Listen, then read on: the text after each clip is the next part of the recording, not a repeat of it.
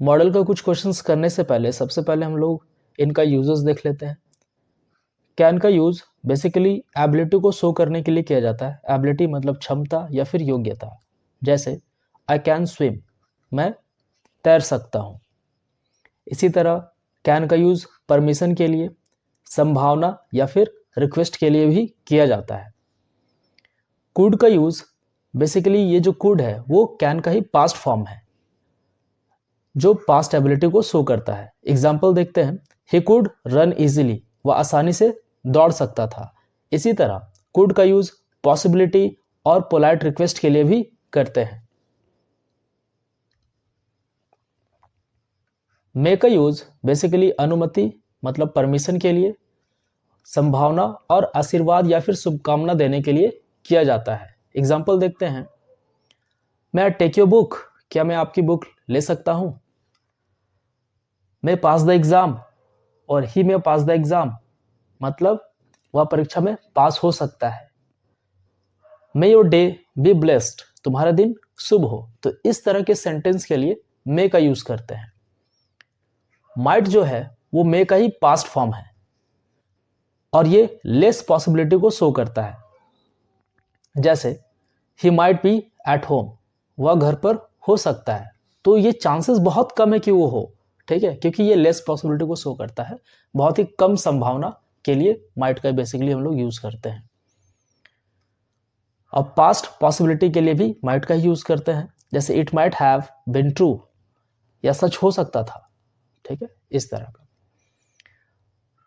Polite permissions के लिए भी फॉर्मली हम लोग माइट का यूज करते हैं। जैसे माइट आई कम इन, तो क्या मैं अंदर आ सकता हूं। ये वेरी पोलाइट परमिशंस के लिए हम लोग यूज करते हैं।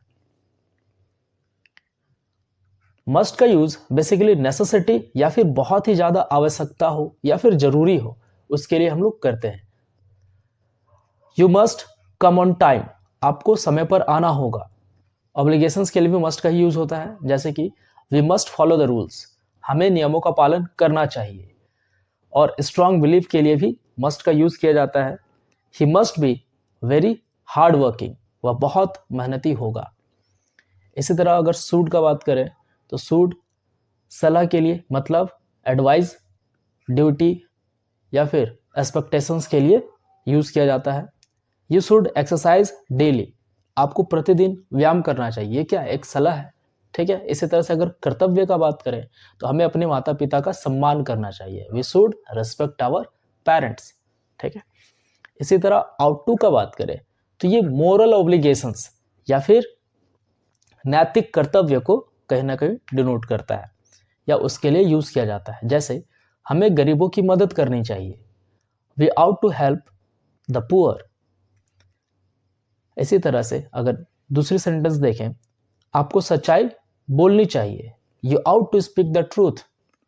तो ये सारे क्या है, ये सारे मोरल ऑब्लिगेशंस है। तो करते हम लोग पीवाईक्यूज बेस्ड क्वेश्चंस जो ऑलरेडी प्रीवियस ईयर क्वेश्चंस में आ चुके हैं और हाल ही में जैक बोर्ड के द्वारा जो मॉडल टेस्ट पेपर जारी किया गया था 2025 का, ठीक है, उसका ये क्वेश्चंस दिया गया है। क्वेश्चन देखते हैं, we dash respect our country. तो इसका आंसर क्या हो जाएगा, मस्ट। हमें अवश्य अपने कंट्री का रेस्पेक्ट करना चाहिए। तो फर्स्ट का आंसर हो जाएगा must. Second, I dash make a presentation. इसका आंसर हो जाएगा I can make a presentation. मैं एक प्रेजेंटेशन बना सकता हूँ, मेरे में ये एबिलिटी है, कैपेबिलिटी है, ठीक है। Third question, I could run a bicycle as a child. तो मैं जब बच्चा था तो मैं बाइसाइकिल चला सकता था। इस तरह का ये सेंटेंस का मीनिंग निकल के सामने आएगा, ठीक है। आगे देखते हैं। अब ये जो क्वेश्चंस है ये सारे क्वेश्चंस जो होंगे वो प्रीवियस ईयर क्वेश्चंस होंगे। तो देखते हैं 2024 का question, dash you live long. अब ये जो है ये ब्लेसिंग दिया जा रहा है, तो ब्लेसिंग के लिए हम लोग कौन सा मॉडल यूज करेंगे, मे। तो फर्स्ट का आंसर क्या हो जाएगा, may. Second question, she dash speak English fluently. तो इसका आंसर होगा she can speak English fluently, ठीक है। तो कैन यहाँ पे लगाएंगे, कैन से पता चलता है कि वो इंग्लिश फ्लुएंटली बोल सकती है, वो कैपेबल है बोलने के लिए। Third question, candidates must answer all the questions. इसका आंसर क्या हो जाएगा? Must.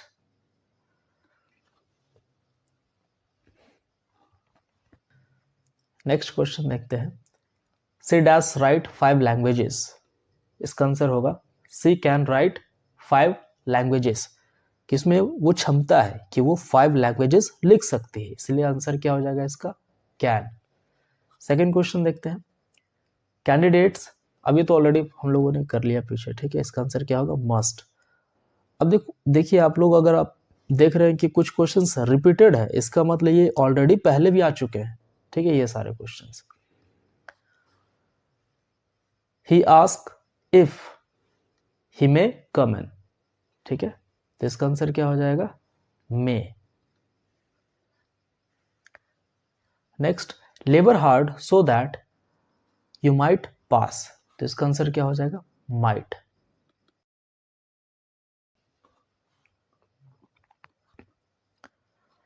You dash obey your parents, तो इसका आंसर हो जाएगा you must obey your parents. आपको अपने पेरेंट्स की बातें माननी चाहिए, ठीक है। सेकंड देखते हैं, I dash by a car if I had money. अब हैड का यहाँ पे यूज हुआ है जो कि पास्ट टेंस में है, तो इसका आंसर क्या हो जाएगा? कुड। मेरे पास पैसा होता तो मैं कार खरीद सकता था। Next, dash I ask a question, इसका आंसर हो जाएगा मे। फोर्थ क्वेश्चन देखते हैं, we dash speak English fluently, तो इसका आंसर हो जाएगा we can speak English fluently. The boys obey their teachers, तो इसमें आंसर हो जाएगा मस्ट। लड़कों को अपने शिक्षकों की बातें माननी चाहिए, ठीक है, या उनका आज्ञा का पालन करना चाहिए। एनीवन कुड मेक मिस्टेक्स और एनीवन कैन मेक मिस्टेक्स, तो इसमें दोनों आंसर हो सकते हैं, कैन भी लिख सकते हैं और कुड भी लिख सकते हैं, ठीक है, कुड भी लिख सकते हैं और या फिर कैन भी लिख सकते हैं। Question number C, Mona dash speak 5 languages. अब यहाँ पे देख रहे हैं कि क्षमता है कि मोना 5 लैंग्वेजेस बोल सकती है, तो इस पे क्या लिखेंगे? Can. Question number D, labour hard so that you may pass, इसका आंसर क्या हो जाएगा? मे।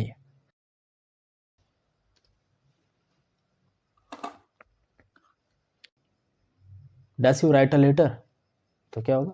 Can you write a letter, क्या आप लेटर लिख सकते हैं? Question number B, parents dash look after their children. Parents must, यहाँ पे क्या हो जाएगा? मस्ट। पेरेंट्स को जरूर से अपने बच्चों का ध्यान रखना चाहिए।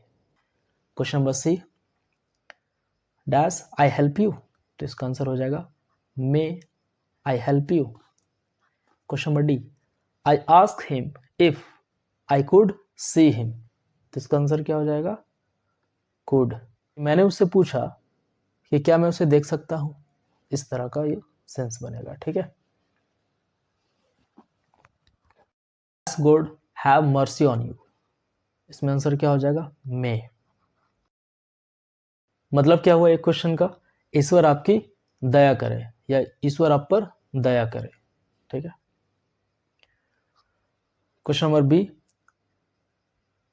ही dash run faster than anyone 10 years ago, तो 10 साल पहले, मतलब 10 साल पहले मतलब बहुत पहले का बात है, तो इसमें आंसर क्या हो जाएगा? पास्ट में होगा आंसर, तो देखते हैं कुड, ये पास्ट में है तो इसका आंसर क्या होगा? कुड। यहाँ पे हम लिखेंगे could. Question number C, you dash obey your elders, तो जहां पर भी ओबे आए, ठीक है, तो देख रहे हैं कि जहां पर भी ओबे आ रहा है उसका आंसर क्या हो जा रहा है? मस्ट, ठीक है, क्योंकि ये मोरल ऑब्लिगेशन है, नैतिक कर्तव्य है। अब देखते हैं क्वेश्चन नंबर डी, ही डैश स्विम, इसका आंसर क्या हो जाएगा? ही कैन स्विम, वह तैर सकता है। अब आता है टेस्ट टाइम, तो ये सारे क्वेश्चंस आप कमेंट सेक्शन में कमेंट कर दें, देखते हैं आप लोगों में से किसका आंसर सही होता है, ठीक है। तो अगर आपको ये वीडियो अच्छा लगा हो तो वीडियो को लाइक करें, अगर आप चैनल में नए हैं तो चैनल को जरूर सब्सक्राइब करें। मिलते हैं आपसे अगले वीडियो में। Thanks for watching, thank you so much.